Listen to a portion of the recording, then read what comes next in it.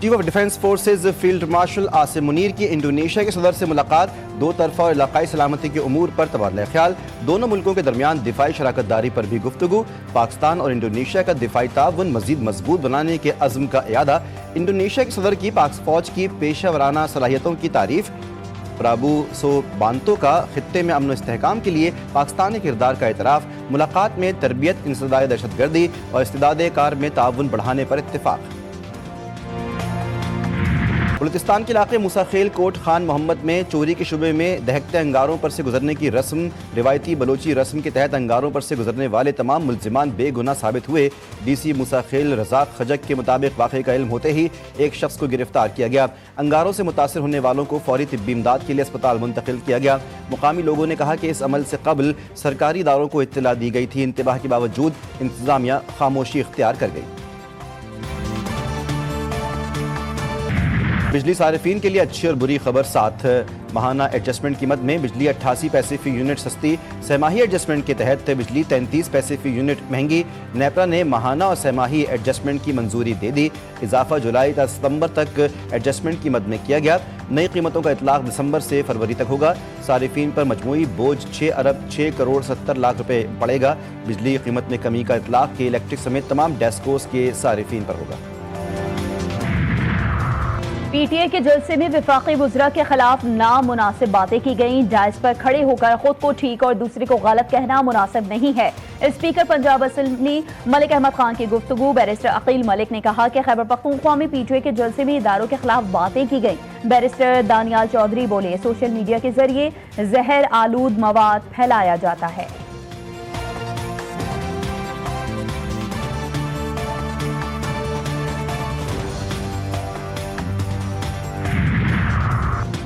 खैबर पख्तूनख्वा में शाम के बाद हम कहीं निकल नहीं सकते, सूबाई हुकूमत को अमन अमान से मुतालिक फोकस करना होगा। गवर्नर खैबर पख्तूनख्वा फैसल करीम कुंडी ने कहा, अडियाला जेल में बैठे शख्स की सजा डी चौक नहीं अदालतों से माफ होगी। विफाक के साथ दलील और दलाइल के साथ बात करनी चाहिए। अमन होगा तो तरक्याती काम भी होंगे और खुशहाली भी आएगी।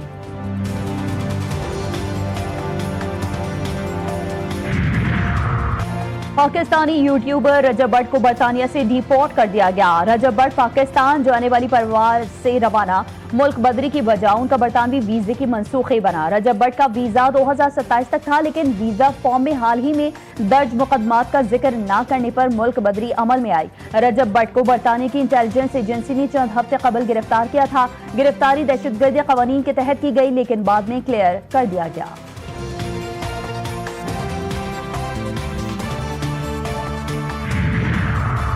इस्लामाबाद में बल्दियाती इंतखाबात 15 फरवरी 2026 को होंगे। इलेक्शन कमीशन ने शेड्यूल जारी कर दिया।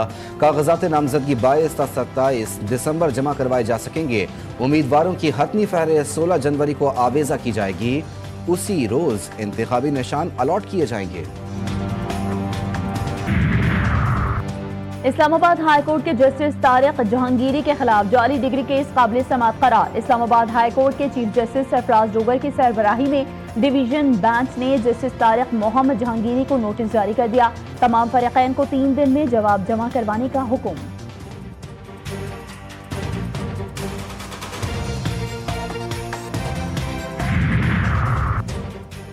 पंजाब पतंगबाजी ऑर्डिनेंस 2025 पंजाब असेंबली में पेश। मतन के मुताबिक डिप्टी कमिश्नर हुकूमत से इजाजत लेकर जिले में पतंगबाजी की इजाजत देंगे। पतंग साजी और पतंग फरोख्त के लिए रजिस्ट्रेशन करवाना लाजमी होगी।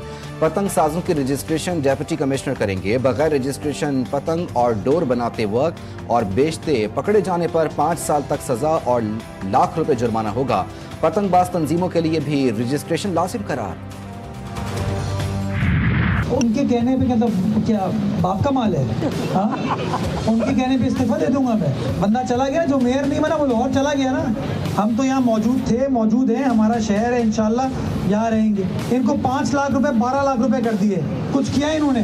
वो 12 लाख को 13 लाख कर दिया, कुछ किया इन्होंने? इनका मुंह नहीं है, बिकॉज काम करने की इनकी नीयत नहीं है। मैं क्यों इस्तीफा दूं, इनके बाप का माल है। मेयर कराची बैरिस्टर मुर्तजा वहाब का जमात इस्लाम की जानिब से इस्तीफे के मुतालबे पर रद्द अमल। मीडिया से गुफ्तगू में मुखालफिन पर बरस पड़े, बोले मैंने केएमसी को पैरों पर खड़ा कर दिया है। मेरे काम करने पर इनको बहुत परेशानी है। सड़क हम बनाते हैं, रोड कटिंग की इजाजत जमात इस्लामी के टाउन देते हैं। ये जमात का नहीं, हम सब के बुजुर्गों का कराची है। तासुब, तफरीक और तनकीद की सियासत इस शहर की तरक्की में रुकावट बनी है। शहर के तमाम अजला में पीपल्स पार्टी काम करके दिखाएगी।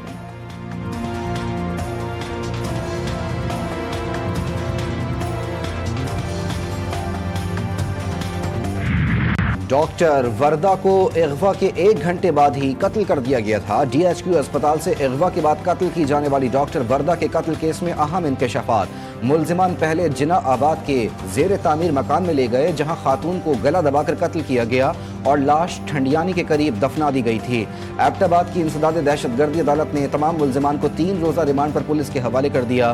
पुलिस ने केस में मुल्जिमा रिदा के शौहर वहीद को भी शामिल तफ्तीश कर लिया।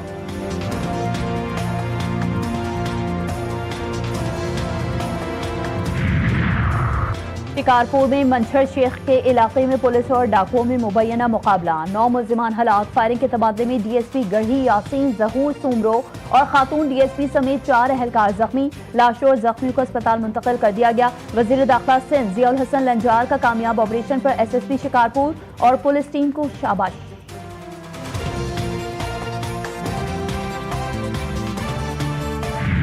कराची के इलाके गुलशन इकबाल के फ्लैट से 3 खवातीन की लाशें मिलने का वाकया। पुलिस ने बाप और बेटे दोनों को हिरासत में ले लिया। तफ्तीशी ज़राए का कहना है कि घर के सरबरा इकबाल की जेब से एक खत मिला है। खत इकबाल की मौत के बाद जाहिर होना था। इकबाल के मुताबिक बीवी, बेटी और बहू उसके सामने मरे। बेटे ने कई गोलियां खाईं और उसके सामने मरने लगा। तफ्तीश के दौरान यासीन की 2 शादियों का इंकशाफ भी हुआ। यासीन पर करोड़ों रुपए का कर्जा है। जेरे हिरासत यासीन पर लियारी में फ्रॉड का इल्जाम भी है।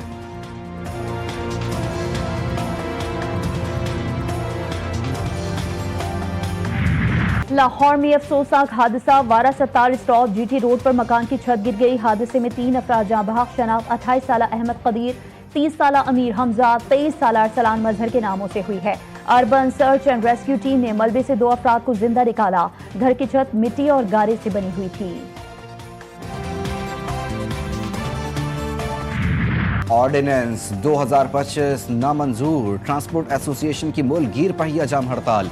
मिनी मजदा गुड्स ट्रांसपोर्ट एसोसिएशन का मुल्क भर में ऑपरेशन मुअत्तल। वजीर ट्रांसपोर्ट से मुज़ाकरात नाकाम। आइंदा के लाहे अमल का ऐलान करने का इंदिया दे दिया।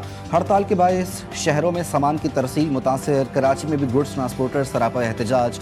माड़ीपुर में ट्रांसपोर्टर्स एहतजाजी कैंप में बैठ गए।